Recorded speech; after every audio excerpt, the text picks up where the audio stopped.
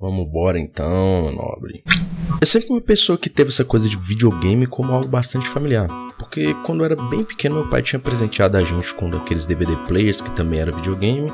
Em uma época que o PlayStation 2 era rei e a gente nem sequer queria saber muito de gráficos, era só diversão e ponto. Diferente do John de hoje em dia, que tem uma certa chatice. Eu também sempre fui um amante de arte, desde pequeno eu curtia fazer desenhos e até minha carreira dos sonhos era ser um artista super renomado. E eu sonhava com o momento que eu estaria deitado em um divã na minha mansão de luxo apreciando as várias esculturas autorais no jardim frontal. E eu nem imaginava que a arte não se resumia a apenas desenhos super lindos e esculturas de argila, mas elas ramificam em várias áreas diferentes. Tem o desenho, igual eu já falei, a pintura, a escultura, a música, escrita e etc. E eu nem olhava para o videogame como sendo essa coisa que une tudo isso. O tempo passou, eu cresci, joguei bastante coisas de lá para cá. E em certo momento eu descobri que fazer jogos era completamente possível para qualquer pessoa. Aqueles mesmos jogos de quando eu era uma criança poderiam agora ser feitos por mim, além do meu jogo dos sonhos que agora poderia ser finalmente trazido à vida. Como todo jovem iludido, eu decidi que queria fazer um jogo de qualquer jeito. Então eu comecei a pesquisar como funcionava a produção de um jogo e acabei aprendendo bastante coisa relacionada com a organização de projetos, o papel da programação dentro do jogo, sendo essa coisa que sustenta tudo ali, né, meio que um esqueleto, e dentre outras coisas, como um pouquinho de pixel art. A partir daí eu comecei a pensar em alguns projetos com um escopo menor que eu poderia concluir em pouco tempo, mas uma coisa ainda me faltava: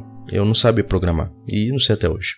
No vídeo de hoje, como você já deve ter visto na capa ou no título, nós vamos falar de games que eu em algum momento desenvolvi durante a minha vida. Eu me sinto até meio modinha porque essa coisa de falar de jogos que eu fiz ficou meio mainstream numa época, né? E de uma hora pra outra tinha um monte de nego fazendo jogo e documentando, mas eu não julgo porque é um assunto muito interessante mesmo. Eu vou pedir pra você dar uma valorizada aqui no trabalho, deixar um like, se possível compartilhar com alguém que tem interesse nesse tipo de assunto. E você que talvez tá entrando no canal, assiste os vídeos, não deixa um like. Eu já fiz isso por muito tempo, entrava no vídeo das pessoas e acabava não deixando like, e hoje em dia eu percebo quanto que isso é importante. Então eu peço de coração mesmo, pessoal, se vocês gostarem do que vocês viram, compartilhem, deixem um like, comenta também, que eu fico bem feliz quando vocês comentam. Pessoal, vou estar deixando aí o QR Code do meu Pix e também na descrição, caso vocês queiram estar aí ajudando de alguma forma. E é isso.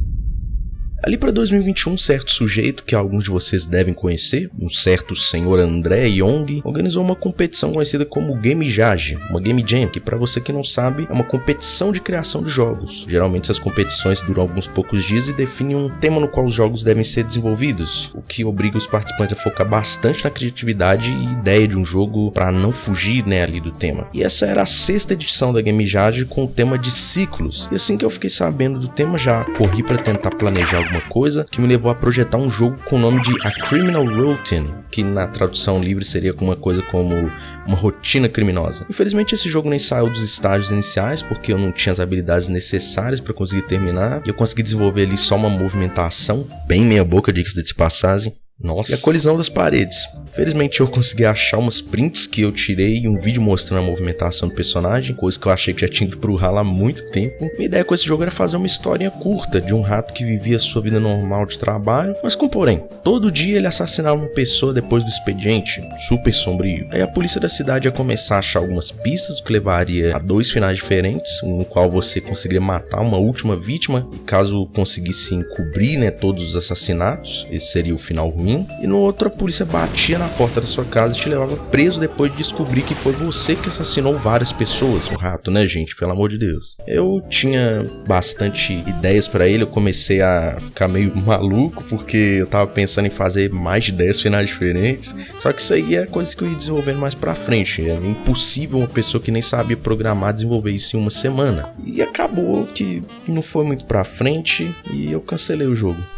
É isso. No ano seguinte o André realizou a 7ª edição da Game Jage, e dessa vez com o tema de arqui-inimigo. Como eu ainda não tinha as habilidades para fazer um jogo sozinho, dessa vez eu decidi que queria formar uma equipe, o que ia me permitir gerenciar mais o pessoal e focar muito mais na questão artística do jogo, que era o meu, entre aspas, ponto forte. Daí eu entrei no Discord da competição e chamei uma galera. Eles foram aparecendo aos poucos e eu resumiria esse pessoal como muito talentosos. Sério, parecia que realmente eles tinham um conhecimento sólido no que eles se propunham a fazer. fazer. Nós fizemos algumas calls durante o processo da produção do jogo, discutindo o que ficaria legal, pontos da história que o jogo teria, que acabou, afinal de contas, não ficando muito em evidência durante a gameplay, e esse processo me fez acreditar que realmente a gente estava trabalhando numa coisa séria. Na real era exatamente isso, porque o tanto de esforço que todo mundo colocou no projeto foi uma coisa surreal. E como cada um tinha ficado com uma função específica dentro do projeto, o tempo todo a gente ficava mostrando os avanços, se cobrando, se elogiando também, e foi uma experiência muito legal ter que esperar alguém finalizar certo aspecto pro avanço do jogo, e no fim eu admito que ele não ficou exatamente do jeito que eu imaginava no início, porque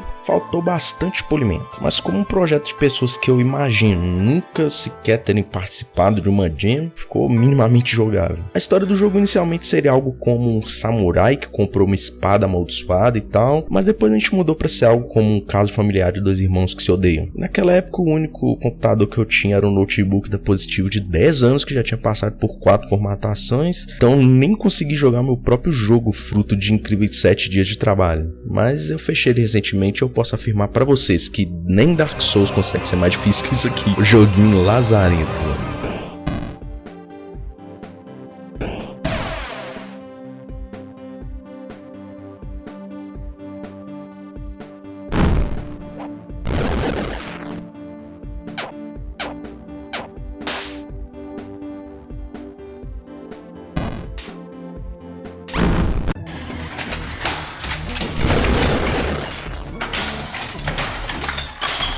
O jogo acabou ficando bem curtinho, você consegue finalizar ele em uns 15 minutos. Nós implementamos algumas mecânicas interessantes, como o dash que o samurai faz e a possibilidade de cortar algumas árvores que aparecem ali no início do jogo, que você pode usar elas para te ajudar a matar alguns inimigos. Pra falar a verdade com vocês, eu nem imaginava que a gente ia conseguir finalizar, porque infelizmente eu tenho uma mania muito feia que veio comigo desde criança, algo que Deus tem trabalhado isso em mim, que eu deixo projetos pela metade.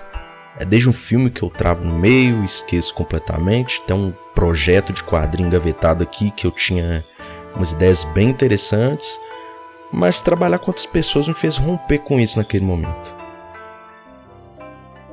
Incríveis 10 dias depois do término da competição, um dos caras do grupo chamou a gente para participar agora de uma jam que seria realizada pela equipe do Opera GX. Todo mundo topou de uma forma unânime e mão na massa, vambora. Dessa vez o tema era algo como, abre aspas, então a noite mudou tudo. A gente inicialmente pensou bastante no que poderia ficar legal e nós acabamos escolhendo fazer uma coisa relacionada com aqueles negócios de SCP, uma lenda que retrata um supermercado infinito, que durante o dia tem alguns funcionários trabalhando normalmente e durante à noite eles se transformam em monstros e tentam te matar. O jogo segue mais ou menos isso, com o diferencial de que é você que é o funcionário que tá tendo que resolver algumas coisas na loja, como levar mercadorias pros clientes folgados que entram no estabelecimento, limpar sujeira no chão, atender o gerente, e tudo isso num ritmo acelerado, típico de um CLT. E durante a noite todas as pessoas da loja se transformam em um monstro tentando te quebrar no meio. Esse jogo eu não achei que eu tive tanta participação como nos anteriores, mas de qualquer jeito eu posso dizer que eu sou um dos responsáveis. Esse é um dos jogos que eu pude produzir junto com o pessoal. Esse jogo também, pelo amor de Deus, cara, eu quero pra ter acabado em 15 minutos, durou quase 1 hora. E tem algumas mecânicas interessantes que o cara da programação pensou em colocar, como um carrinho que você consegue utilizar ali dentro do supermercado, dentre outras coisas, né, a mecânica de pegar o produto e levar na mão do cliente. Também tem uma mecânica de você levar os clientes até o produto que ele tá querendo, né, que esse é bem comum de acontecer em supermercado também. Uma coisa que eu achei bizarra é só que os freezers que eu desenhei ficaram bem maiores que as prateleiras e não faz o menor sentido isso. Durante toda essa história vocês devem ter percebido que eu não falei acerca das competições, se a gente ganhou ou não. Na real eu acho que por serem projetos bem amadores eles nem sequer mereciam ganhar algum prêmio, mas que nós recebemos algo, isso é um fato. Só de você estar trabalhando com outras pessoas, com convivências diferentes das suas, já é uma conquista, você aprende bastante coisa já e isso já é um prêmio por si só. Pra fechar o vídeo eu vou colocar um bônus que também é de um projeto que eu não finalizei. Dessa vez seria uma coisa mais fora das competições de games, porque eu realmente tinha um interesse de produzir uma coisa que pudesse ser colocada à venda. Um projeto que ficou conhecido como Sol. O Sol ele seria um game não muito focado em gameplay, mas na aventura do nosso personagem saindo de um lugar para o outro. A história se passaria numa terra onde não existia o sol e todos viviam à luz da lua. De repente o bichão ia aparecer lá no céu, que traria quase que o fim dessa terra, com floresta pegando fogo, um calor extremo, obviamente, e a luz cegando as pessoas que olhassem para o sol. A gente ia usar uma estética meio clockpunk nesse jogo, com várias coisas funcionando, com engrenagens, e até um personagem que ia aparecer no início do jogo seria um oráculo, que é um daqueles primeiros modelos de computador, não sei se vocês já viram. Eu tinha reunido uma outra equipe para desenvolver esse jogo, comigo ficando como roteirista e diretor, mas acabou não dando muito certo e a equipe deixou de se falar, e a última vez que eu tive contato com esse pessoal já tava todo mundo ocupado com a vida pessoal de cada um, e é isso. Até tenho pretensões de desenvolver isso mais pra frente, mas cara, sei lá, por enquanto eu só quero levantar alguns fundos pra isso acontecer algum dia.